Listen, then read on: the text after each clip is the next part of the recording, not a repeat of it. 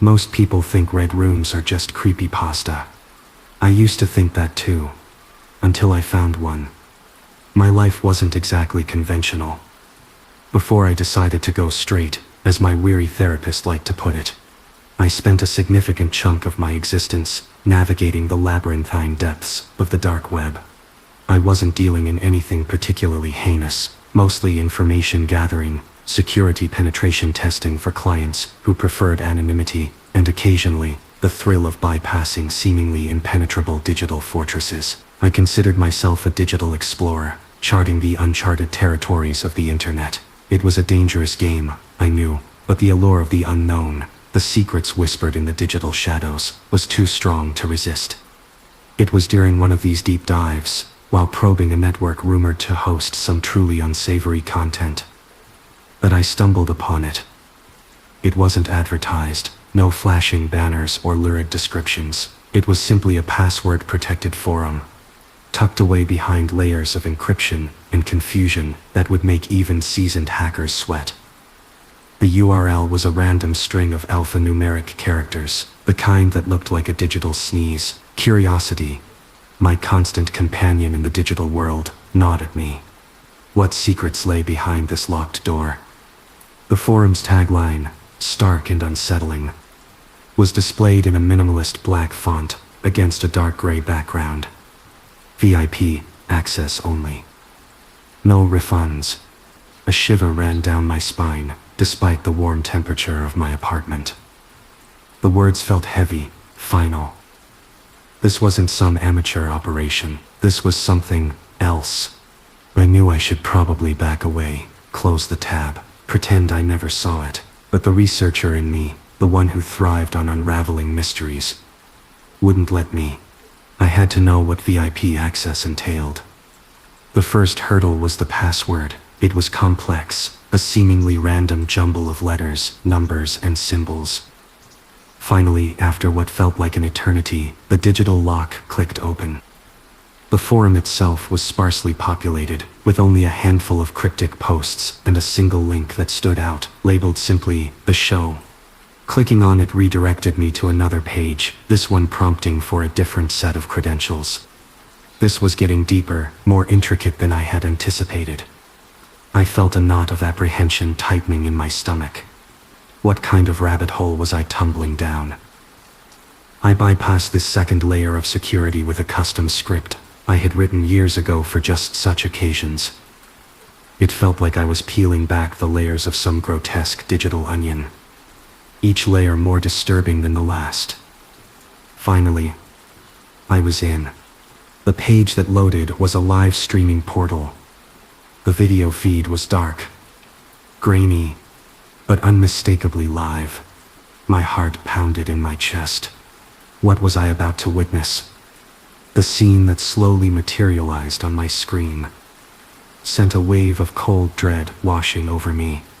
A dimly lit room, the kind that looked like it belonged in some forgotten basement. The walls were bare, stained with what looked sickeningly like dried blood. In the center of the room sat a single metal chair, also bearing the gruesome marks of violence, and standing motionless in the shadows, a figure, tall, cloaked, and wearing a mask that obscured any features. It was the kind of mask you see in nightmares, blank and devoid of emotion. My eyes darted to the side of the video feed, where a live chat log was scrolling rapidly. The usernames were anonymous, cryptic, but the messages, they were horrifying. People were bidding in Bitcoin. Bidding for what? My blood ran cold as I started to decipher the context. They were bidding for requests. Requests for the masked figure to perform specific acts. Acts of violence. Acts of torture. I felt a wave of nausea rise in my throat. This couldn't be real. This had to be some elaborate hoax. Some twisted form of online role-playing. But the raw, visceral fear that emanated from the screen, the chillingly detached tone of the chat messages, it felt too real. Suddenly the stream flickered, the image breaking up into static. My breath hitched. Had they detected me? Were they somehow aware of my presence? Just as I was about to close the window, the static cleared for a split second. And in that fleeting moment, the masked figure turned its head. Slowly, deliberately, directly towards the camera. It was as if it was looking right at me, through the screen, into my soul. Then, the stream went completely dark. I slammed my laptop shut, my hands shaking uncontrollably.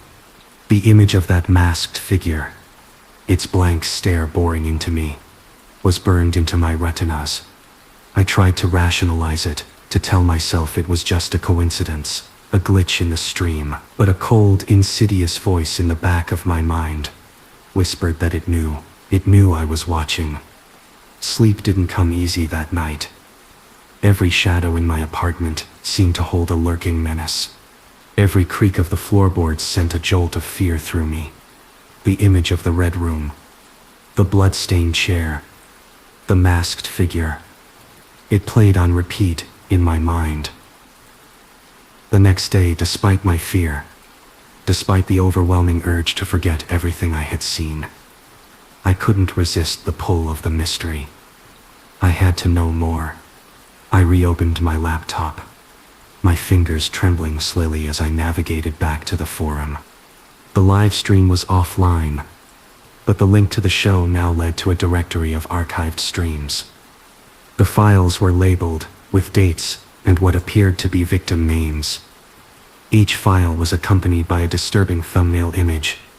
I hesitated, my cursor hovering over the first file. Do I really want to do this? The rational part of my brain screamed no. But the morbid curiosity, the need to understand the horror I had glimpsed, won out. I clicked on a file labeled 2024-08-15, John Miller. The video started with the same dimly lit room, the same blood-stained chair. But this time, there was someone in the chair. A man, bound and gagged, his eyes wide with terror. The masked figure stood beside him, holding a variety of implements that looked disturbingly like torture devices. I forced myself to watch, my stomach churning with each passing second. The chat log was visible alongside the video, showing the horrifying requests being made and the corresponding Bitcoin transactions. It was sickening, depraved. Then I clicked on another file, dated a few weeks later. This one showed a different victim. A woman, and then another, and another. Each video was a descent deeper into unimaginable cruelty. One file, labeled 2025-0320, David Chen, stopped me cold. The man in the chair was pleading, his voice muffled by the gag. But before the masked figure silenced him completely, he screamed, his voice cracking with desperation. They chose me because of what I searched.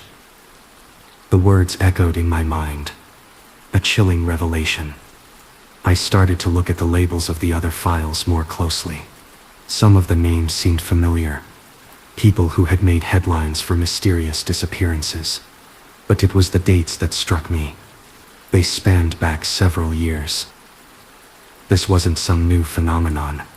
This had been going on for a long time.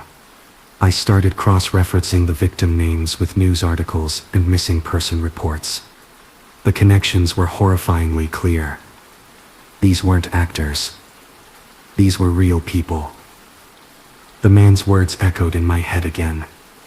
They chose me because of what I searched. A terrifying realization dawned on me. I started to think about the search terms I had used over the years, the dark corners of the internet I had explored, the morbid curiosities that had occasionally led me down unsettling paths. I went back to the forum, frantically searching for any clues, any information about how these victims were chosen. And then I found it. A hidden thread, accessible only to VIP members, detailing the selection process. It was based on their search histories, keywords like how to disappear, suicide methods, fear of being watched, untraceable poisons. The list went on. People who had, in their darkest moments, typed these phrases into search engines had somehow ended up in that blood-stained chair. A wave of icy terror washed over me. I had searched some of those things. Not recently, thankfully, but years ago, during a particularly dark period in my life. Could I be on their list? I had to get out. I had to erase every trace of this from my computer, from my mind. I started downloading one of the archived files, thinking I could analyze it offline, try to find some kind of identifying information about the perpetrators. Big mistake. Almost immediately after the download started, my computer began to glitch. The screen flickered, and unfamiliar processes started running in the background, their names cryptic and unsettling. My antivirus software went haywire, flashing red alerts that disappeared as quickly as they appeared. It was like something had attached itself to my system, a digital parasite. A notification popped up on my screen.